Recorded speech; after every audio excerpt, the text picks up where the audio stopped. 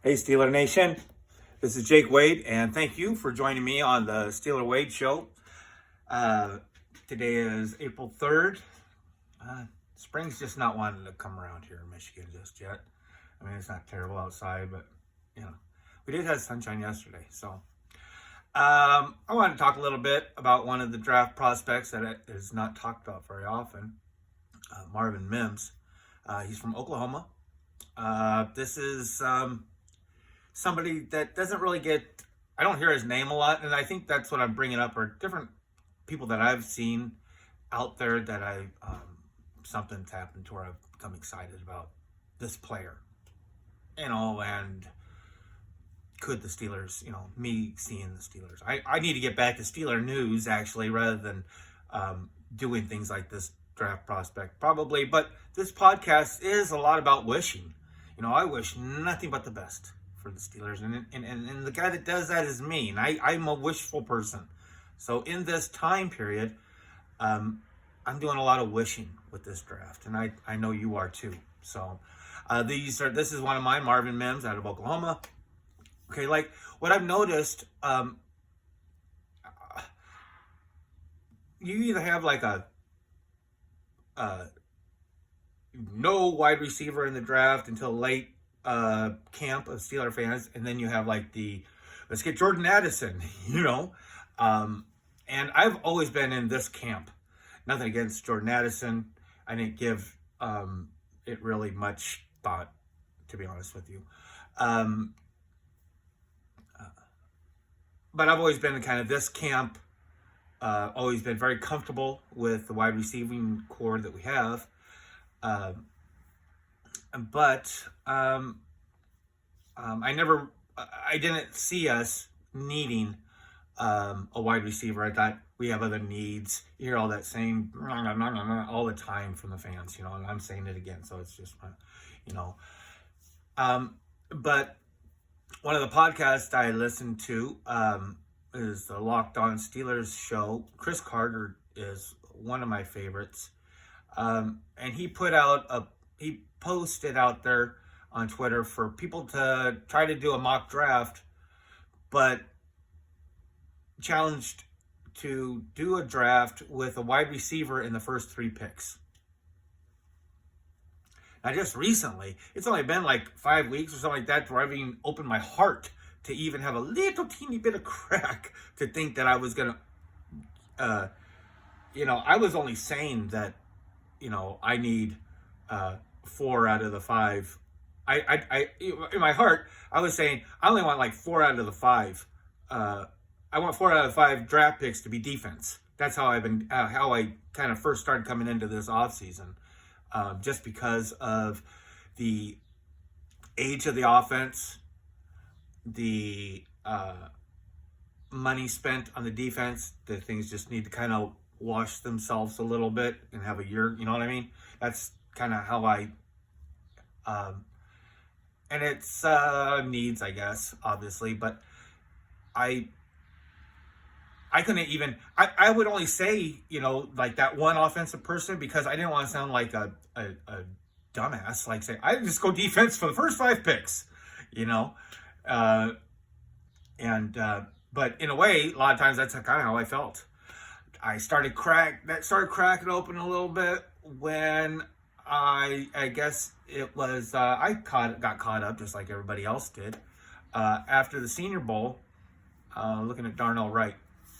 I know I'm supposed to be going on this other thing with Mims, but this is how I got to that point. So I started opening my heart to the idea of a tight end, an offensive player, so my heart started getting set on when it would be nice to have a big guy tight end like that, Well, when I was doing this research, I was thinking, man, to get him, you'd pretty much have to use the 32nd pick.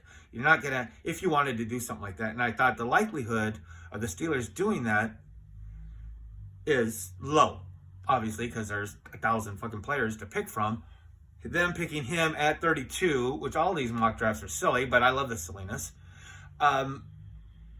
Obviously, there's a very, very, very, very, very, very, very, very good chance that's not going to happen. So with following a lot of different media things, you hear about the depth of the tight end class. So I started doing a little bit more research, and I used to like to watch Notre Dame rush the foot last year. I used to like to watch them rush the football. They're just a great big block, and I don't know anything about Notre Dame football. I just live 20 minutes down the road, but I don't hate on them, so I'd watch them in a game a little bit or whatever, and just be impressed with their offensive line, or how I just like that look. It doesn't work for the professional sports, but I like that look, Purdue, I like the way they push forward, and Michigan, the way they push forward, those are the teams that I really, but Notre Dame, I really, for some reason, was impressed with, but I don't know why I went off on that. But with realizing about Darnell Washington, plus, that's probably not going to happen, obviously. I started looking at the different tight ends, and like I said, I'm a Muth guy all day. In my other podcast, my backup draft, I ended up thinking, hey, maybe at 120 we could get Luke Shoemaker out of Michigan. I really like his blocking techniques, from what I can see. I just like the way he looks. The bad stuff that I see ain't so bad to me, and the good stuff looks really cool. And he would be, I think, good at that spot. But he would be. So I had this thing where Darnell Washington or Luke Shoemaker were like my wish picks, as far as like an offensive person for one of those 5 picks. I got that right? 17, 32, 49, 80, 120. Yeah. So, isn't it crazy, like, how many people that are out there, like, doing podcasts don't know what draft number we pick at? Have you ever noticed that? Like, weirdo shit. Like, I take this shit in the vein. Like, you don't even know we're picking at 49? I don't know. It's weird to me. But, so, like, going back to Chris Carter, he put out this challenge where you pick a wide receiver within the first 3 picks. And that was kind of hard on me, because it was definitely a challenge for me to do. And I'm just, it's not like a personal challenge. It's just like, I read this, I'm intrigued, and I want to see what I can do. So I started looking at the different wide receivers a little differently than I possibly had been looking at before. A popular pick out there is Josh Downs. I think it's North Carolina, which I can see why everybody loves him. Everything on paper, I think he had like 4,000-yard years, as he played. But there's something, like, you ever like look at somebody playing, or you look at something and it's just a personal deal, not like anything, but like you just say, I have a feeling like with Josh Downs, like, I can't diss him. He looks great. Everything's great on paper. Everything's good. He's gonna, but for some reason, he seems like one of those wide receivers that will just not add up to anything. And that's just completely personal.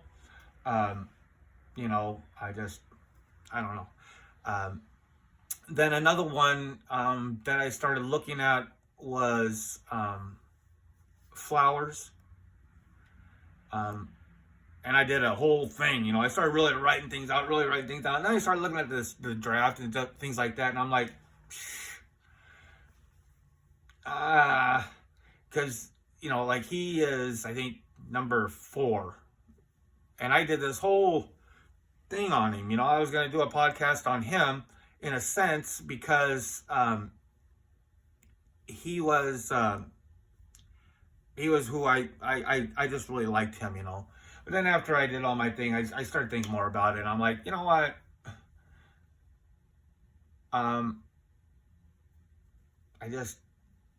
I with the way that it works out, like the Ravens would get him, you know what I mean? Before it came around to a 32nd or something like that. I just think that, somebody's going to want that guy just because of his speed and things, So I didn't get too hyped up on him, because I didn't think he would make it to 32. And Because I personally believe that the wide receiver class will be going a little quicker than what a lot of people are thinking. That's just me. I don't think that Flowers will make it to 32 if we wanted to draft him at 32. Now, the person, Marvin Mims, is somebody that I need to read off some of these notes because some of these are a little bit important. I want to make sure that I get correct. Like he's kind of, you'll see it's one of the draft things that I kind of follow, find him at around 60. But if you look at like where lots of different people project him to be, he's more around the 80-ish, but I'm giving more credit that he's probably around the 60-ish type range. The wide receivers seemed always to be divided in two classes. You have more than two, but two big ones. Under 6 foot, 6 foot and over. There's like a zillion on this side this year, less than 6 foot tall that have good production in college. Mims is one of those people. And so you would have to see something special in him. And there are some special things in him. Now, as far as being below 6 foot, he's 5'11". Okay. He's not a small 5'11". He's 185 pounds. I think the reason why he stuck out to me is because I'm still trying to figure out why, but he reminds me of, and I think it must be the hitting, because I get excited about blocking wide receivers. Dumb. I know. There's no reason why a fan should be excited about a blocking wide receiver. I know, but I do. And I think it's one of the neatest looking things in a football play to see it done well, or done correctly, or done as well as it could be done against a defender that these little guys are doing things against. It's just a part of football that I really love. I love to watch wide receiver do a good job in a running play or in a short passing play, which Marvin Mims happens to be like perfect at the run and catch game. Okay, which is fucking Canada. You know what I mean? Just there was getting to a point there, like towards like the middle of the season last year. It's like if I hear like Steelers select screen or Najee for 2, I was gonna scream, dude. I couldn't take it. Like the first half of the season, it was like, dude, if he throws one more screen, I'm gonna shit myself. But this guy is perfect for that. He is very much a catch and they have this thing called YAC, yards after catch. And I'm not sure, I might be guessing at this, but a lot of times when I see the importance of, they want to put this yards after catch ranking as far as like an overall value of this receiver, and it is, I guess. But to me, when I think about the yards after carry ranking and things like that, it's more of a middle of the field type quality. Reason I probably get to that is because, the quarterback's probably throwing a 15-yard pass to get a 22-yard play. Whereas somebody that has a big yards after catch average, there's lots of times where they've been thrown a 2-yard pass that they've been able to make into 9 yards. Now, that may seem like similar yards after the catch, but it's a heck of a lot easier and a lot more, I'll give that to Canada. When you're doing these little binks, they are more effective, less risk, just barely a little bit more risk than a run. I mean, a little bit more than a little bit, but the thing with Mims is that he is great at that. Okay, he did 1,000 yards last year. His yards per catch was just shy of 20 yards per catch. His yards after carry is second only. Crud. I can't remember the top guy's name. Not Smith, the guy that they think is better than Smith, but's not a wide receiver this year. Smith Najigma, the guy that they consider better than him. I can't remember his name because I don't pay attention to him, because I keep thinking, why aren't they saying this about Smith? But Mims is only second to him. Now, Mims is kind of ranked in between, like, out of the wide receiver class, he's ranked like 10 or 12. So you don't think that that's very impressive. Another thing that I've heard from a couple different sources is that they can easily see him being used in the run and punt return kickoff. Now, I have not been able to find out if he's done any of that in college, or if it's something comfortable, but you know how, with my past podcasts, how I feel about what needs to happen with these special teams, and I haven't had much of an opinion, because on a returner, other than I'm kind of toying with the idea of, cornerbacks being drafted and being used at that position, but I've always been on the punting, moaning and groaning side of it. But the way he could be used as that's what I want to see. I want to see a great return game. I want to see an extra 5 yards on that average. I want to see an extra 3 yards. I want to see an extra 5 yards on our average, as far as what we return. We have great players. I don't see, we need to not drop the ball, and,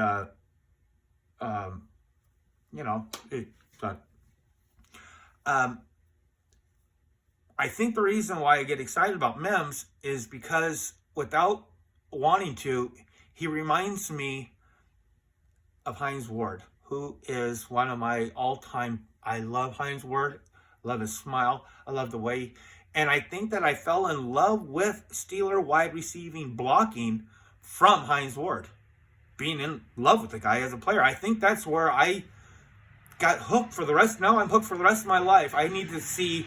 I want to see a wide receiver block like Hines did, and I'll never, he's just Hall of Fame. He's just such a great Steeler. But Mims is aggressive. He does not mind that hit. He does not mind trying to block. He is there. He is described as a violent runner. When he has the ball, he's violent. When he goes, he's very good at 50-50 balls. Even with his size, he played a little bit more at slot. Steeler fans, we're looking at slot receivers. It's not much, but I think it was like 55%. He played at slot, 45%. He played on the outside. He's really fast, 4.38 in the 40. These are my notes. And he did at the combine. He was in the top 90 percentile in the broad jump, and something else. I can't see without my glasses, and I didn't remember, and it's felt tip marker and it's thick. But sorry, folks, still going. But he's cool. He's neat to watch. He's very exciting. I don't see him. I don't see him playing on the outside. I don't really see, I get the whole 6 foot things like that, but I don't see I don't see him being much of an outside guy. I guess that unless you're picking in 17 or 32, I would imagine, unless you plan on doing Steeler magic, you have to imagine that a wide receiver pick from 49, 80, or 120 has got to be reconsidered your wide receiver number 3 right off, if they're fortunate, That's the way it is right now, I would see. I can't imagine, but I would think that he could be a wide receiver 3, wide receiver 4 in our group. Now, as I've said before, I am very big on Calvin Austin. I saw a really neat interview with him today, and I need to put a link on that underneath this. Calvin Austin. It was a really cool interview. I think it was one of the cats from his school that he went to, Memphis, I think, and did a little personal interview with him talking about it. Okay, I'm going off the subject, but I'll put a link into the subject. Calvin Austin seems like a great guy. I understand why we're so, as Steeler fans, so anxious to see him because of that crazy speed, and what he can do to disrupt defenses. I'm also very big on Anthony Miller. I don't know much like tape of Anthony Miller, but I've seen a lot of things where watching him play for the Bears, really neat player to watch play when he was with the Bears and stuff. It was just, he's a quality wide receiver, really good. I mean, I don't know that much about wide receivers, but I mean, on a bad team, he could be wide receiver 1. I mean, and we have him, ready to go. And I'll be honest with you, maybe I don't mean to be in love with all the Steeler fans. I don't like that Oseski guy. I think just I'm just done. Get rid of that New England trash. He's not for me. But I'm big on Miles Boykin. Miles Boykin is the guy I would like to see them try to do some slot stuff with, but it's not going to happen, or they already would have. But I like him a lot. What's cool about Mims could be in that fight really right now with Calvin Austin and Anthony Miller. And when they are running, man, the Steelers had a drive last year that was over 20 plays. One of the longest drives ever, And I think the Steelers are going to continue to do this. They are going to, not 20, obviously, but they're going to keep on rising up in their, that's their goal, is more running. With more running creates more time of possession. With more running creates possibly 1 or 2 extra plays for every set of downs. For every time there's another play, you got receivers going, woo, trying to pull those defenders off, right? Well, they get gassed. Okay, I mean, it's like an NBA player, but he's running 3 courts, 4 courts, you know what I mean? So they get gassed. We could definitely handle a strong wide receiver 3 kind of group. That's, someone that could relieve, could be in the slot. He's already done most of his time in the slot. Half and half. But he's got plenty of slot material. He is not totally restricted, from being on the outside. So he could, Pickens or Dante, DJ.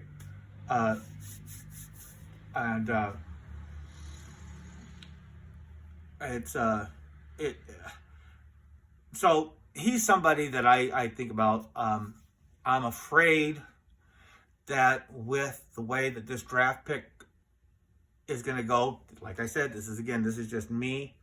I think that you would have to use a 49 pick on him to get him. I don't think that he will be available at 80 by any stretch of the imagination. So this is another one of those draft picks where, I'm not really big on the bandwagon. I'm not really big on the bandwagon of trading up and down, because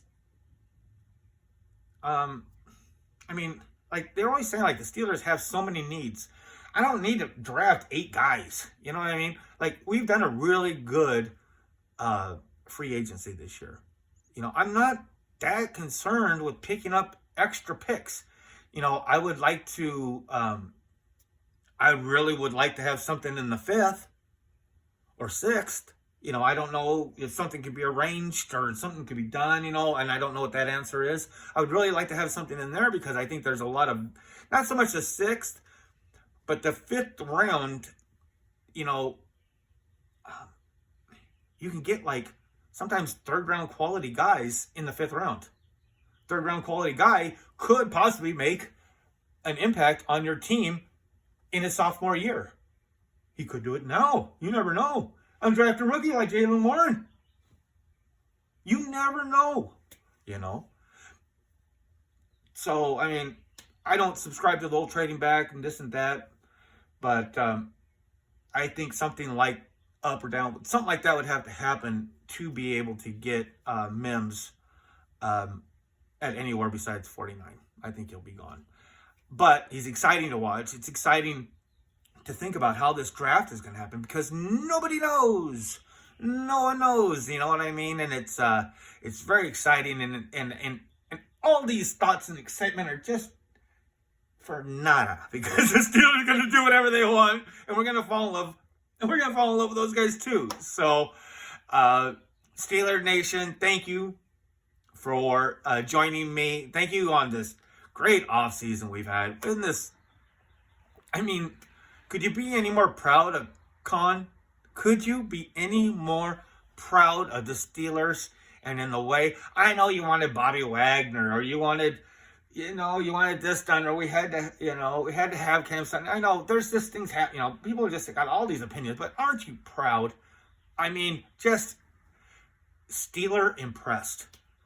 I am. I think it's going to be a great offseason. It already is. Great offseason. There's things I need to talk about with different people that we've signed. Looking forward to that. And the draft is less than a month away. I think 24 days. So have a great one, Steeler Nation. Sure, I'm glad. Oh, please, if you would, I'm learning how to do all these like YouTube and Facebook and stuff like that, as far as like the videos and stuff. And as far as I know, the more people that I get subscribed, more people that like it, the better. Or not so much the better, but I mean, it has more of a chance, like if somebody presses Steelers, that I'll get popped up, and maybe some stranger will get a chance to see this. So please, if you like what you see, or you like this, or maybe you just like that I finally stopped talking, press the like button. And if you want to hear me keep talking, press the subscribe button. Have a great one, Steeler Nation. It's gonna be a great new year.